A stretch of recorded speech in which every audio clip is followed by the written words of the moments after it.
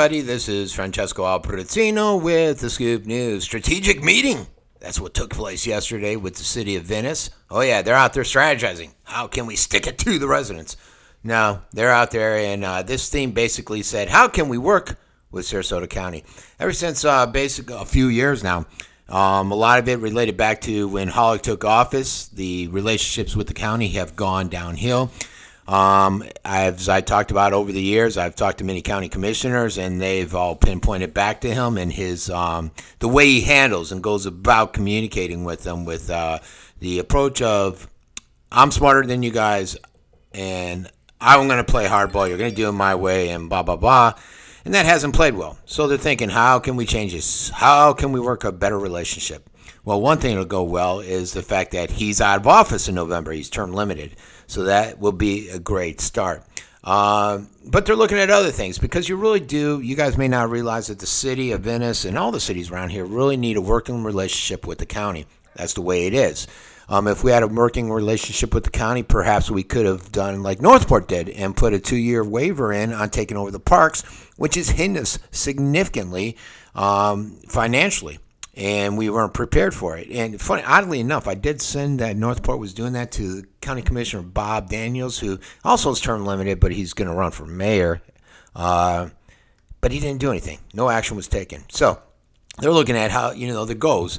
How can we continue to keep the city of Venice beautiful, economically friendly, provide efficient, responsive government services at a high quality, ensure sound finance, upgrade and maintain the infrastructure, and encourage support of the businesses that are out there, and then continue to preserve the quality of life that's out here.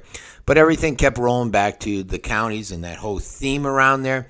From the parks, that's a huge hit. The general public that maybe doesn't pay attention may not realize it, the amount of money. I can't remember the last dollar amount. I know it was over $1 million. I can't recall it exactly to maintain the parks. And so how can we build a better partnership with the county? The whole ambulance, when they wanted to take the ambulance or fire department and converge that in with the county, a lot of people got back to me and said, that was a Hollick sticking point, and he basically blew the whole negotiation over the truck. Venice basically wanted money for it. The county said no, blah, blah, blah. My biggest problem with that whole convergence thing and merger was the fact that when I asked people, well, we're paying extra taxes in the city for these extra services. If you're going to give it to the county's going to increase our tax rate to cover it. It's the fire fee. And the city of Venice, does that mean you're going to reduce ours? And they said no, basically. Ed Lavelle said, hey, we are working better now. It's working better. I think that's primarily because they've taken Hollick out of the picture.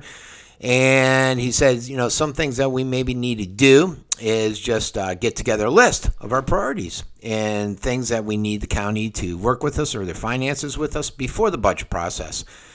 That amazed me because I would have thought strategically you've been doing that all this time, but apparently they haven't been. Somebody brought up, which I thought was really strange, is that the Venice Fire Department is closing their training facility over the Wellfield. The Venice police department's leaving their building. They're building a new one. Now, I think Public Works is supposed to take their old one, but I'm not sure if that's been confirmed yet. So they're saying we'll have more acreage, and maybe we can make it a regional sports park. Now, that's the first I've heard of that, and they'd look for the county support on that, which is oddly enough because Hollick he said this numerous times at his meetings that the county wants nothing to do with it, and they said, as far as we're concerned, drop condos on it. The other thing that came up, which was real surprising, and it's by Rich Cotero, is Laurel Road. Keep in mind, Cotero lives out there. He lives out by Laurel Road, and he says it's in bad shape, and we need to focus on that because of the development on Jacaranda and Knights Trail, and it's a choking point on Laurel Road. We really need to look at that. That left me scratching my head and thinking, hey, yo, Rich, how about the fact that you're a city councilman for the entire city, not the road in front of your house? How about Pinebrook? Pinebrook's 2 lanes. It's congested like crazy. There's a push to put an apartment on here. It's already got major issues. That's runs right through the city, but it's owned by the county. County maintains it, and they have some 5+ year plan, and it didn't seem like it was something solid or confirmed. Or how about Venice Avenue? I'm assuming that's the county. To be honest, I don't know, but I'm assuming because we gave the city of Venice $18 million, and that wasn't part of the project. And it's like driving down Pothole Haven when you go up and down it. So, some interesting stuff. They're having another strategic planning meeting on the 16th. Now, get this. This is a real funny part. At the 16th one at Village on the Isles, one of the topics is infrastructure with new development.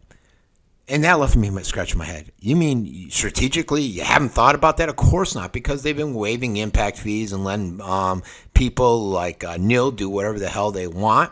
And now they're thinking, oh my, infrastructure's crumbling. What are we going to do? Should we talk to the developers about this? Duh. Freaking politicians are amazing.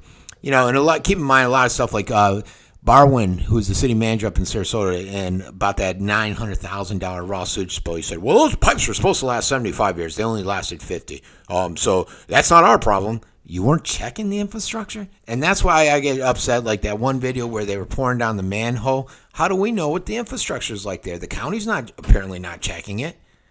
And you're dumping all this raw sewage down there. How do we know it's not leaking?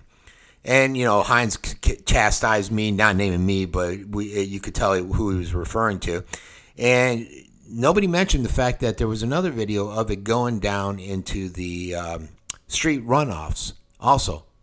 They all ignored that one, amazingly enough. All right, everybody, government. Government at its best. You got to love the idiots. All right, this has been Francesco. Oh, yeah, one other thing. Hollick is out, you guys, for politics. Hollick is out. He's term limited. He could run as a council member, but he has no interest. I personally think he wants to run for Hines County Commission seat. He says no, but I can't see that guy giving up control. Daniels is term limited. He's done his 9 years, but he wants that mayor position. He will kill for that mayor's position. So you'll see him running this year. The election's in November. Gates is term limited. She's done. She's out. So you're basically going to have 2 county commission, city council seats opening up and 1 mayor that are going to be available. So anyone that wants it, you know, you got to get out there. There's a specific time you can't really go in and give them $120. And that's all it costs, $120. Get your name on the ticket. You know, I did it. People were pissed, but I'm like, hey, $120, I got my name on the ticket. I got a ton of advertising. It was great for me. And I got to tell Hollick how much of an idiot I think he is in a public forum. How can you beat that? So consider it, folks. All right, everyone, this is Francesco Abbruzzino with The Scoop.